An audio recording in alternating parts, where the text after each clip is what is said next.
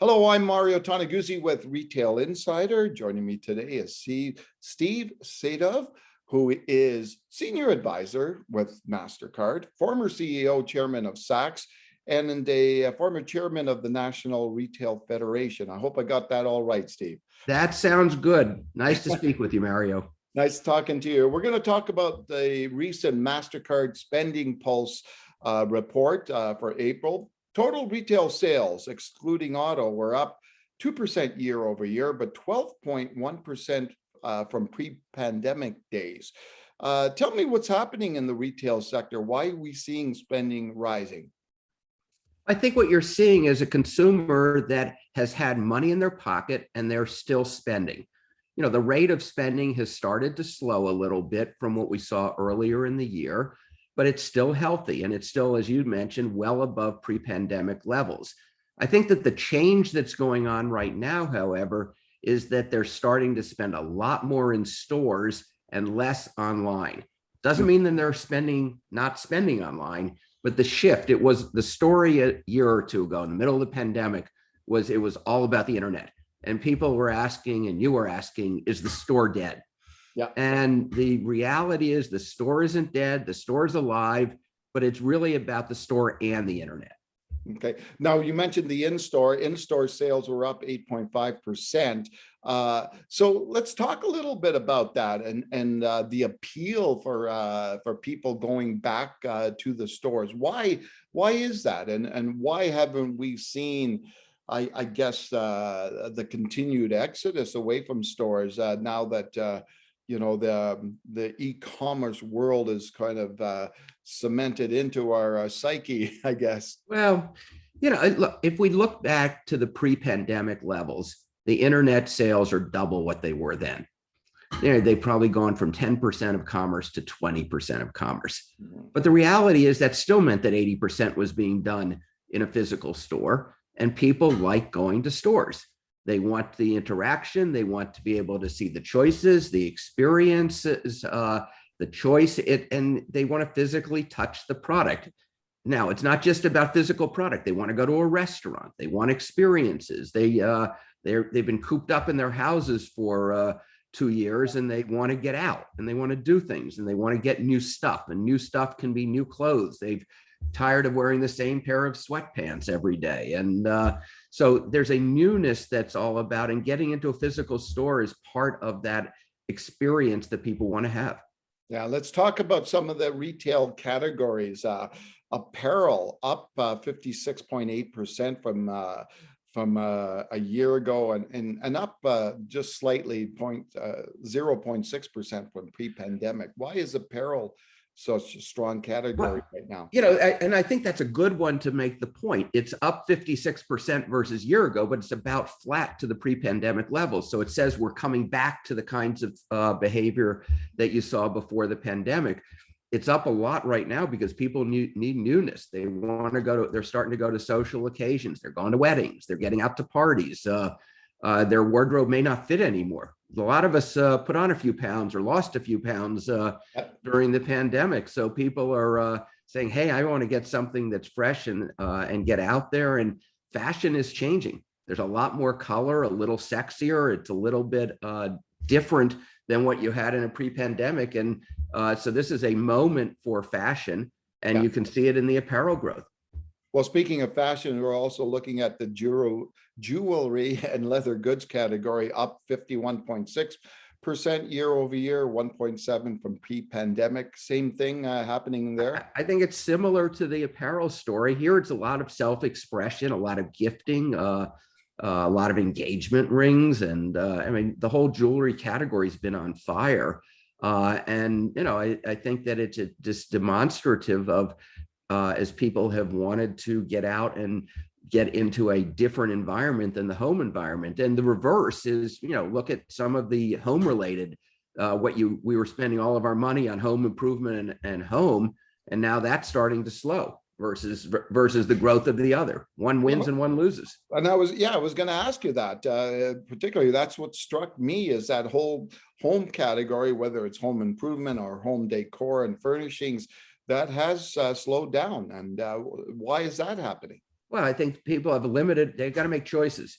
They don't have unlimited dollars. And so they were spending all their dollars on the home during the pandemic. Now they want to go out. So they're going to restaurants, they're buying new clothing, and they're they've already bought the stuff that they wanted for their home, unless it was, I don't know, it was a washing machine. They couldn't get it because they had to wait a year to get the thing. But these are all, you're starting to see the shifting back to the out of home experiential travel types of categories are really performing well in this current environment.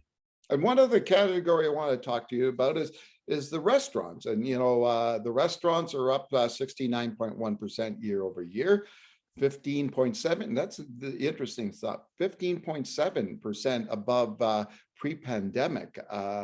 Do you just think that's kind of like a lot of pent up demand where they just couldn't go out for 2 years? I think it's a combination of the pent up demand. It's exactly right. But it's also people have money in their pockets and they want to go out and eat, try to get a reservation in a restaurant. It is pretty tough. And it's a moment where there's a lot of desire, experiential. People want to go out to a restaurant because they want to be with other people. And so you have groups, you have occasions, you have, and it's a moment where people are interacting with each other. And restaurants thrive in that. Are you seeing any other interesting trends, Steve, out there that caught your attention? Well, separate from just the numbers, they're clearly what's reflected. You also have a lot going on relative to supply chains. You have inflation. So, cost of gasoline is going up. The inflation costs of almost every input cost is rising. So I think that while I feel pretty good that you're seeing overall continued growth in retail, a lot of that's masking some pretty decent sized inflation. So that if I look at the number of units actually going out the door, because if inflation is in the whatever the number might be, 5-7% type of range, then that's outpacing the overall growth. So the real growth isn't that high. So you're starting, so I just see these are clouds that we have that we're looking at in terms of saying it's a bit of a slowing environment. You have inflation, you have supply chain issues. Hopefully those are going to get alleviated over the next few months. But these are some of the sort of gives and takes that you're seeing in the environment. Now, obviously, you mentioned the inflation. That's one of the factors, or big factors for consumers, is the rising costs of things. You name it, like everything from gasoline to to anything else. Rising more interest rates. There's rising interest rates and all this stuff. What impact do you think that's going to have going forward in terms of their spending habits? Well, that's, Mastercard isn't giving a forecast. I would do it from my own perspective. Yeah. I think that those are warning signs and clouds on the horizon in terms of how strong the consumer will be. There's been a lot of government, support programs. People have had money in their pockets. The markets have been strong, and you see the inflation. If you have a new house, I was talking to some friends who just got a mortgage, and another one who had a variable rate mortgage, and the rates are resetting. Well, you have as I said before, you have limited dollars. And if your rent or your mortgage is going up a lot, and the price of the groceries and the gasoline costs $100 to fill the tank, that there's a limitation on, and so there's going to be a slowdown in the consumer spending, I think.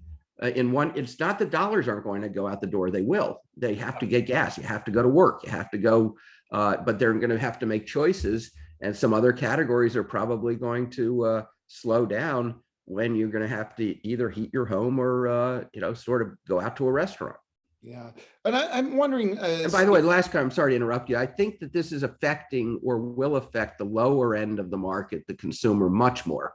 So, if I were to look at income tiers, I would anticipate, again, this isn't a Mastercard forecast, this is Steve, but I think that you're going to see a lot of this impact much more at the lower mid end of the market. So let me ask you about that, Steve, in terms of what your feelings are and your thoughts are on this. Do you think in this kind of environment you're going to start seeing a more of a movement towards those discount retailers, whether it's the Walmarts of the world or whether it's the Dollaramas out there? I clearly think that people, it goes back to choices. You're going to see people grab the lower end of the market is going to be hurting. The lower middle end of the market will probably gravitate moving down to the Dollaramas or to the Walmart, to the dollar stores. Those will fare, I would think that's where the consumer would move. The high end of the market has held up really well, but the middle of the market is going to have it's tough being in the middle. So I think that's where you get a squeeze. People will make trade-offs.